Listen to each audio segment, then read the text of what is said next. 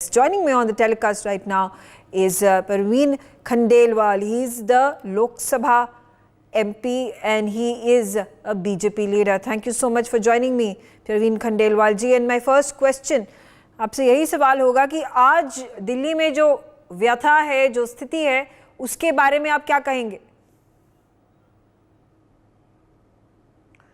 देखिए, दिल्ली में बेहद ख़राब स्थिति है और आज अभी तो थोड़ी सी बारिश हुई और आज जिस तरीके से दिल्ली का हाल हो गया ये हम सब लोग जानते हैं। कई लोग घंटों घंटों अपने काम तक पहुंच नहीं पाए और ये बहुत, क्योंकि दिल्ली देश का कैपिटल है और जिस प्रकार से पिछले 9 वर्षों में अरविंद केजरीवाल और उनकी सरकार ने दिल्ली की समस्याओं पर कतई भी ध्यान नहीं दिया, आज की ये घटना उसका जीता जागता साक्षात प्रमाण है कि उनकी समस्याओं को हल करने में कोई दिलचस्पी नहीं है और जिस कारण से दिल्ली हर साल इसी प्रकार का सामना करती है और कोई स्थायी समाधान निकालने में दिल्ली सरकार पूरी तरीके से फेल साबित हुई है। पर प्रवीण जी, क्या ऐसा सही होगा कि पॉलिटिशियंस बीजेपी आम आदमी पार्टी को हमेशा टारगेट करे, आम आदमी पार्टी बीजेपी को हमेशा टारगेट करे? ये एक पॉलिटिकल वेंडेटा जो आप गेम खेलते हैं, पॉलिटिकल वन-अपमेंटशिप की, इसके बीच जो दिल्ली वाले हैं, जो दिल्ली के लोग हैं, यहाँ पे रेजिडेंट्स जो रहते हैं, वो इस मुसीबत का सामना करते हैं, चाहे वो दिल्ली में स्मॉग हो विंटर्स में, चाहे आप बात करें फ्लडिंग की जो आज हम देख रहे हैं मॉनसून के सीजन में, चाहे जब वो गर्मियों का मौसम हो, समर्स हो, वहाँ पे फिर पावर के इश्यूज आ जाते हैं, वहाँ पे पानी कम होने के कारण प्रॉब्लम शुरू हो जाती है। क्या हम इस समय एकजुट होकर मिलकर एक सोल्यूशन नहीं निकाल सकते? जहाँ तक कि दिल्ली की बात है, यहाँ पे गवर्नमेंट जो आप आम आदमी पार्टी की देखते हैं, जहाँ पे बीजेपी का भी इन्वॉल्वमेंट है गवर्नमेंट के अंदर, यहाँ पे लेफ्टिनेंट गवर्नर हैं जो कि अपॉइंट किए गए हैं यूनियन गवर्नमेंट द्वारा, एक सोल्यूशन ओरिएंटेड अप्रोच क्यों नहीं ले पाते हैं आप लोग? देखिए मेघा जी, हमें पहले ये समझना होगा कि इस भयावह स्थिति का जिम्मेदार कौन है। दिल्ली में 9 साल से अरविंद केजरीवाल जी की सरकार है। आज कोई पहला साल नहीं है जब ये स्थिति आई है। पिछले 9 सालों से हर बार जब भी बारिश आती है दिल्ली के अंदर बाढ़ जैसी स्थिति होती है। मैं सवाल पूछना चाहता हूँ अरविंद केजरीवाल की सरकार से कि पिछले 9 सालों में उन्होंने ऐसा क्या किया जिससे इस समस्या का स्थायी समाधान निकाला जाए। ये जब तक बारिश आएगी इस तरीके से शोर शराबा मचेगा, उसके बाद फिर दिल्ली की सरकार सो करके बैठ जाएगी और अगले साल बारिश का इंतजार करेगी और फिर इस तरीके से होगा। जहाँ तक भारतीय जनता पार्टी का सवाल है, तो आज सुबह से ही हम दिल्ली के 7 सांसद, भारतीय जनता पार्टी के कार्यकर्ता और हम सब लोग सुबह से मौक़ों पर जमा हैं। हमने खड़े होकर के पानी के निकासी का पूरा प्रबंध किया है, अधिकारियों को लगातार उनके साथ मिलकर के काम किया है। जहाँ तक हमारी जिम्मेदारी का सवाल है, हमने अपनी जिम्मेदारी को पूरा करने में कोई कसर नहीं उठाई है। लेकिन 4 दिन पहले जिस तरीके से आम आदमी पार्टी के मंत्री दिल्ली के जिस प्रकार के दावे कर रहे थे, आज उनके दावों की पोल खुल गई है। और कुल मिलाकर के स्थायी समाधान क्यों नहीं निकालते? वो क्यों नहीं 9 सालों में उस समस्या का स्थायी समाधान निकाल पाए? दिल्ली पे शासन उनका है, जवाब उनको देना होगा। बीजेपी के भी एमपीज जीते हैं, ऑलमोस्ट सारी की सारी सीट बीजेपी द्वारा जीती गई है इस लोकसभा इलेक्शन में। पिछले लोकसभा इलेक्शन में 7 की 7 सीट्स बीजेपी द्वारा जीती गई है। तो ये मेंबर्स ऑफ पार्लियामेंट कर क्या रहे हैं? जब आप वहाँ पे फील्ड में जाते हैं, लोगों के साथ घूमते हैं, कैंपेन करते हैं, आप लोग वोट मांगते हैं, आप कितने सारे प्रॉमिसेस करते हैं, आप बोलते हैं पानी देंगे, बिजली देंगे, सारी समस्याएं हल कर देंगे। आज मैं आपकी जानकारी के लिए मैं बता दूं, मैं आपकी जानकारी के लिए बता दूं, आज दिल्ली के 7 सांसद सड़कों पर पानी भरी हुई स्थिति में काम कर रहे थे। पूरा भाजपा का नेटवर्क दिल्ली का आज पानी निकालने के काम में जुटा था।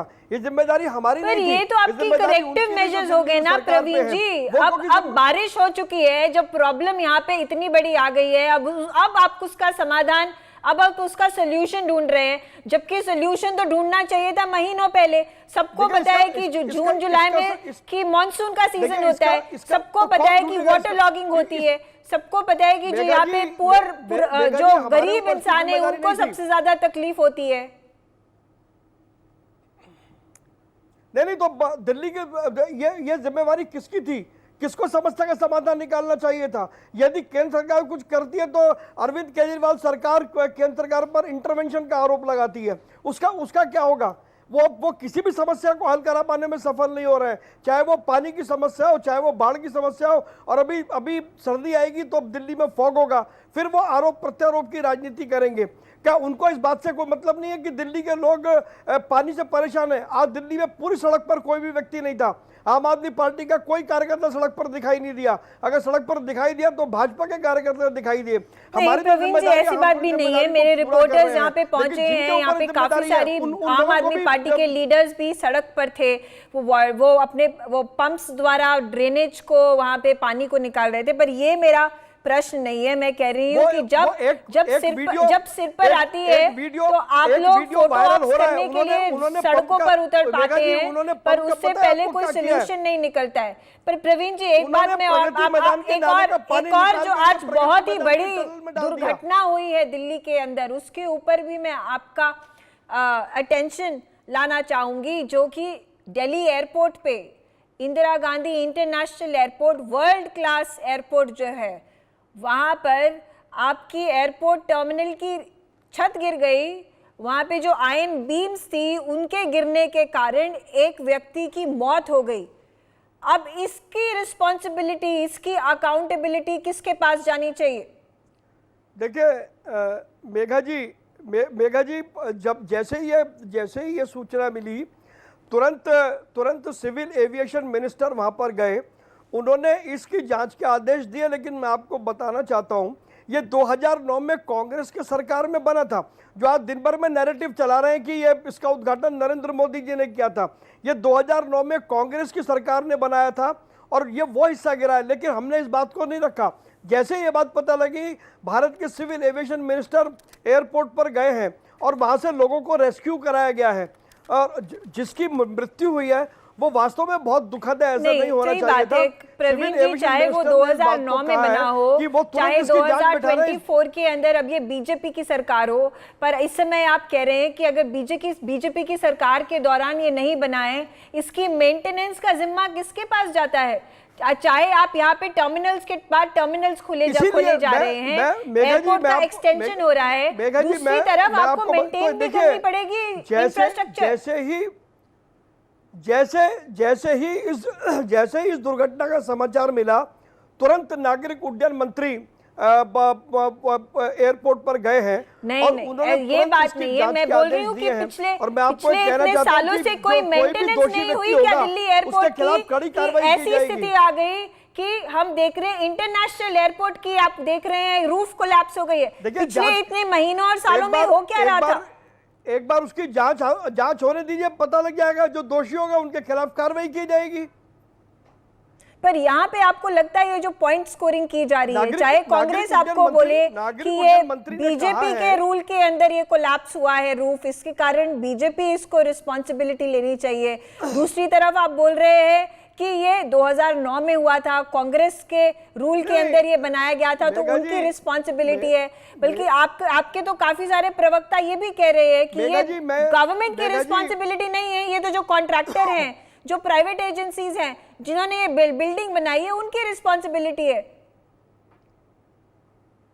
मेघा जी, मैं इस बारे में केवल यही कह सकता हूं कि जिनकी मृत्यु हुई वो दुखद है, लेकिन जैसे ही घटना की सूचना मिली, नागरिक उड्डयन मंत्री ने बिना कोई समय गंवाए वो एयरपोर्ट पर गए, एयरपोर्ट से लोगों को रेस्क्यू किया, एयरपोर्ट को टेम्पररी तौर पर बंद किया और मामले की जांच के आदेश दिए हैं।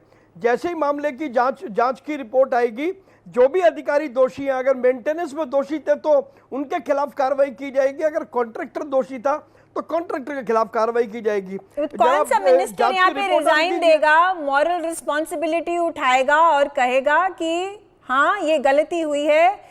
चाहे वो 2009 में बना हो, चाहे वो 2024 में बीजेपी की सरकार हो, मेंटेनेंस यहाँ पे किसकी रिस्पॉन्सिबिलिटी थी? अगर ये प्राइवेट कॉन्ट्रैक्टर थे, प्राइवेट एजेंसीज थी, प्राइवेट कंपनीज थी जिनको जो बना रही थी, पर उसका सुपरविजन तो एक गवर्नमेंट ऑफिशियल के ऊपर था ना, और गवर्नमेंट के ऑफिशियल के ऊपर तो मिनिस्ट्री बैठती है ना।